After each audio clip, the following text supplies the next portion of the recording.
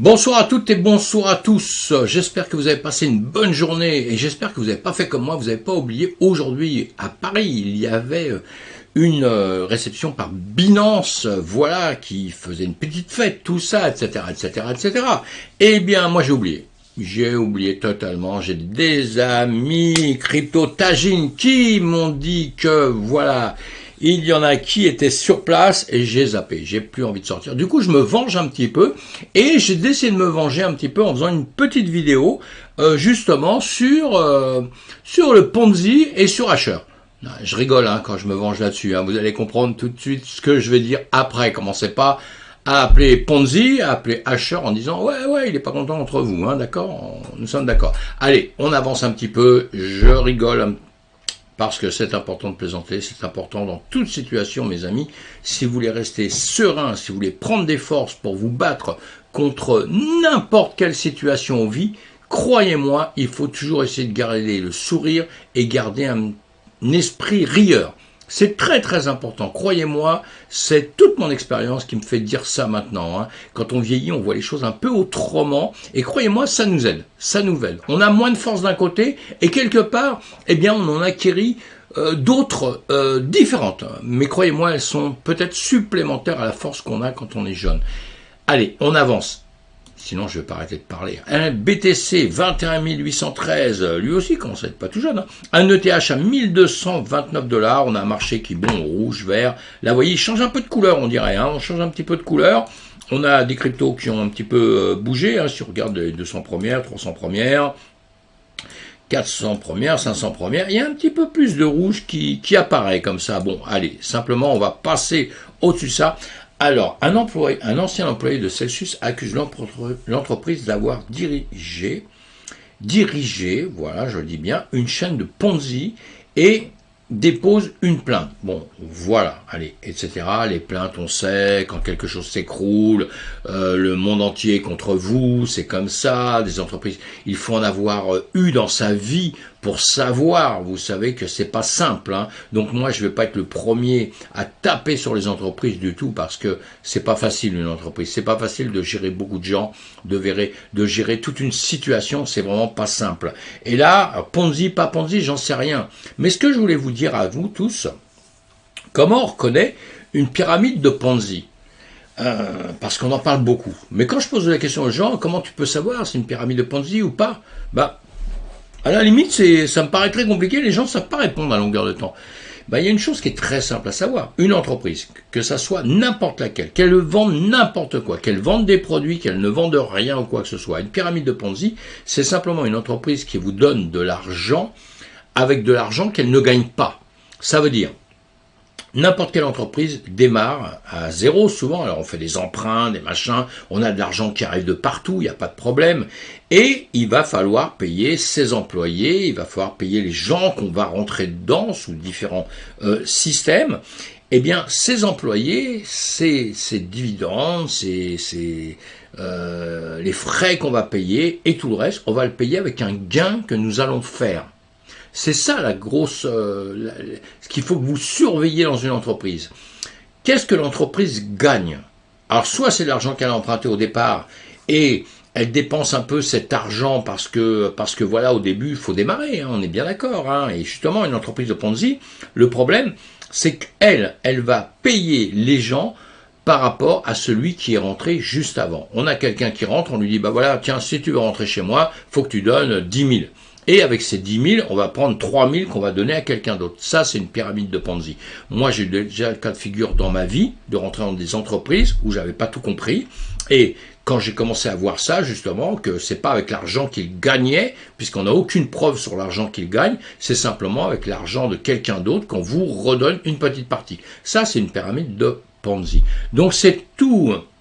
Alors, savoir si Celsius a été une pyramide de Ponzi ou quoi, pour l'instant, honnêtement, je suis incapable de le dire. Maintenant, les employés sont incapables de le dire non plus. Les gens qui géraient les comptes, eux, peuvent dire ce genre de choses. Ils peuvent voir d'où venait l'argent, les comptables, les experts comptables d'une société peuvent tout de suite voir d'où vient l'argent comment elle ressort. Voilà, c'est tout. En 2 secondes, ils vous disent c'est une pyramide de Ponzi ou pas. Alors là, il y a des gens qui se plaignent. Moi, je ne sais pas ce qu'ils faisaient dans l'entreprise exactement. Peut-être ils étaient experts comptables, peut-être ils étaient comptables. Et là, dans ces cas-là, il faut les écouter. Hein. Voilà, on verra bien. Moi, je veux pas taper sur Celsius. Hein. Il a déjà assez de mal et il n'a pas besoin de moi pour lui taper dessus.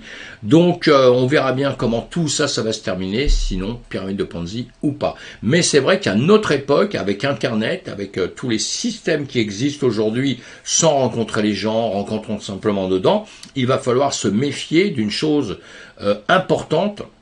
C'est que quand on vous dit, voilà, je vais vous donner des très gros bénéfices, la première des questions, c'est de dire comment tu gagnes ces bénéfices. Dis-moi comment tu gagnes ces bénéfices. Croyez-moi, en quelques années que je m'intéresse à ça, à plein de réseaux comme ça, malheureusement, j'ai vite compris ce genre de système. Pourquoi ? Peut-être parce que les chiffres, c'est quelque chose, moi, qui me parle bien. Parce que j'ai eu des entreprises et j'ai appris que pour payer un employé, il fallait que je gagne des sous, il fallait que je fasse des bénéfices. Si je ne faisais pas de bénéfices, je ne pouvais pas payer mon personnel, vous voyez. Donc les pyramides de Ponzi jouent sur une chose, c'est qu'on dit aux gens, voilà, on va vous donner 10%, 20%, 30%, 50%, 100%. Donc qu'est-ce que vous faites ? Vous placez votre argent dedans et eux, ils s'en servent simplement pour payer les gens qui sont derrière. Et eux, avec l'avenir, avec le temps, alors il y aura, je continue à dire qu'il y a des pyramides de Ponzi qui vont bien s'en sortir pendant quelques années, hein, parce que malheureusement ça va rattraper tout ça. Mais ils peuvent s'en sortir pendant X années. Pourquoi ? Parce qu'ils vont rentrer tellement de clients qui aiment les profits, si vous voulez, qui vont rester dedans, et donc ça va faire une masse d'argent importante qui vont faire que l'entreprise ne va pas se casser la figure tout de suite. C'est ce qui s'est passé avec Ponzi, avec tout ça évidemment. Allez, on passe juste là-dessus, c'était juste pour refaire un petit clin d'œil comme ça, et puis après, maintenant que j'ai critiqué Ponzi, je vais critiquer Asher, évidemment, hein, mais tout de suite, pas tout de suite, on attend un petit peu, on va laisser un peu de suspense. Allez, Dodge. Après Tesla, Elon Musk accepte les paiements en Doge dans une autre entreprise. Voilà, lui, il a mis son dévolu sur une des crypto-monnaies qui existait déjà, avec une communauté importante, et maintenant, il essaye de profiter de ça aussi, hein, c'est lui qui l'a fait monter, hein, Doge. Alors, on critique Doge, on critique Shiba Inu, alors, quels sont les deux qui sont des cryptos à la base? Le Doge à la base c'est une blague, hein. C'est une blague simplement, hein. C'est monté par un mec qui a fait une blague, qui a dit voilà, moi n'importe qui, et c'est vrai, je suis entièrement d'accord avec ça, n'importe qui peut monter une crypto-monnaie et dire voilà, ma crypto-monnaie elle est meilleure que n'importe qui au monde, et vous allez avoir des gens qui vont y croire. Alors le problème, ou pas un problème, je ne sais pas d'ailleurs, c'est que effectivement, si vous avez beaucoup de gens qui rentrent dans un système, comme les systèmes de Ponzi, ils vont rentrer des sous et l'entreprise va pouvoir faire quelque chose avec cet argent. Alors si elle sait quoi faire avec, c'est un peu comme le Shiba. Le Shiba, il y a une grosse communauté et le Shiba, avec le temps, maintenant ils ont des projets solides. Le Shiba, ça va peut-être devenir quelque chose de solide. Encore une fois, je ne fais pas une pub pour eux. Le Doge, peut-être il va devenir solide. Pourquoi ? Parce que Elon Musk derrière. Hein, et qui dit voilà, allez-y, j'accepte cette monnaie, etc. Donc il est en train de pousser à la roue, vous voyez, comme quoi les choses peuvent changer, même s'ils partent de pas grand-chose, ils peuvent changer. Mais tout ne change pas, il y en a plein qui s'écroulent, et c'est là le problème, c'est qu'en règle générale, on a toujours notre oseille sur un truc qui va s'écrouler. Hein. C'est un peu comme le loto, vous jouez, mais vous gagnez jamais. Il y a toujours un gagnant, mais malheureusement, ce sont les autres. Et c'est un peu comme ça. Hein. Allez, vous me dites si je dis des conneries, vous m'envoyez les commentaires, hein, vous me dites. Hein. Rendement du cercle construit différemment. Ça, c'était quoi ? Ah, le Circle. Nous avons construit Circle Yale pour répondre aux attentes de nos clients les plus exigeants pendant ces périodes sans précédent. Il a continué à fonctionner, tous les appels de marge ont été satisfaits. Alors eux, ils font une chose en ce moment, ils vous expliquent plein de choses, parce qu'évidemment actuellement, les stablecoins, vous avez compris, hein, il y a un problème avec les stablecoins, c'est compliqué, on n'a plus confiance quoi. On se dit attends, je mets sur un stablecoin, parce que même moi, le premier, j'ai dit à tout le monde, quand le Bitcoin qui monte ou il descend, quand il va redescendre, tu sais, tu sors l'argent, tu mets sur un stablecoin.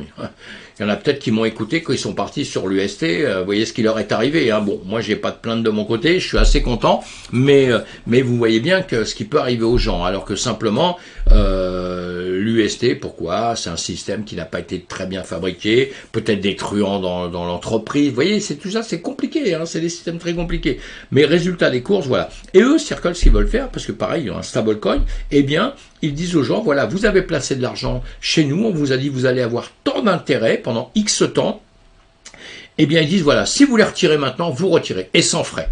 Bravo. Société qui prouve qu'elle tient la route, elle a de l'argent, elle est solide. Bravo, je peux juste te dire bravo là-dessus. On verra bien après par la suite. Hein. Alors, FTX et Ledger, j'en ai déjà parlé, mais ça, je vais en reparler parce que j'en parlerai plusieurs fois parce que ça me paraît une chose importante aujourd'hui. Parce que Ledger protège bien vos fonds. FTX, alors d'une société, bon, il y a quelques petits soucis en ce moment, hein, avec lui qui est quand même condamné de vouloir aider les entreprises, mais en aidant les entreprises, quelque part, bon, il leur doit des sous. C'est un peu compliqué tout ça, hein. Mais en tout cas, il y a eu un mariage qui est pas mauvais là. Vous lisez ça si ça vous intéresse, hein. C'est pas mal parce que vous pourrez avec Ledger, avec votre argent protégé, donc vous pourrez faire des choses à l'extérieur. Donc ça c'est pas mal, c'est pas mal. Et là on va en venir à Asher. Là ça va être grave pour lui, hein, ça va être grave pour lui. Bah non mes amis, voilà, je trouve que ce type m'impressionne. Je dis rarement ça dans ma vie. Hein. Vous voyez, j'ai vécu, hein, j'ai avancé, j'ai vécu. Eh bien, ce type est assez fabuleux, hein, et j'écoute toutes ses vidéos depuis le début, quasiment, qui fait des vidéos et tout. J'en ai écouté beaucoup. Comme tout le monde, on cherche toujours un peu la faille. Il a des failles, évidemment. Il a une entreprise, il a pris un coup sur la tête aussi avec l'UST. Moi, je trouve qu'il s'en est bien sorti, il s'en est bien débrouillé. Il fait partie des entreprises françaises qui sont solides, même s'il souffre. Moi, je sais ce que c'est que de souffrir. J'ai eu des entreprises. Et j'allais dire, bah, écoutez ces vidéos. Je fais ça pour personne, en règle générale. Je le ferai pour de temps en temps quelques-uns, hein, qui sont vraiment solides, qui servent à notre écosystème. C'est ça qui me fait plaisir. Qui ne dit pas que des conneries. Et moi aussi, hein, je peux dire plein de bêtises. Évidemment, on a tous le droit de dire des bêtises. On ne va pas nous accuser pour ça. On a notre langue qui peut fourcher. On peut oublier quelque chose. On peut se tromper. On a tous les droits. Lui comme tout le monde. Mais bon, je trouve qu'il tient la route. Je pense qu'il pèse bien tout ce qu'il dit avant de faire quelque chose. Et là, il a une vision un petit peu des gens qui veulent rentrer, vous savez, dans notre crypto et qui pensent qu'en 15 jours, ils vont devenir milliardaires, quoi. Il faut arrêter ça. C'est tout ce qu'il explique un peu. Allez écouter cette vidéo, hein, vous la voyez là.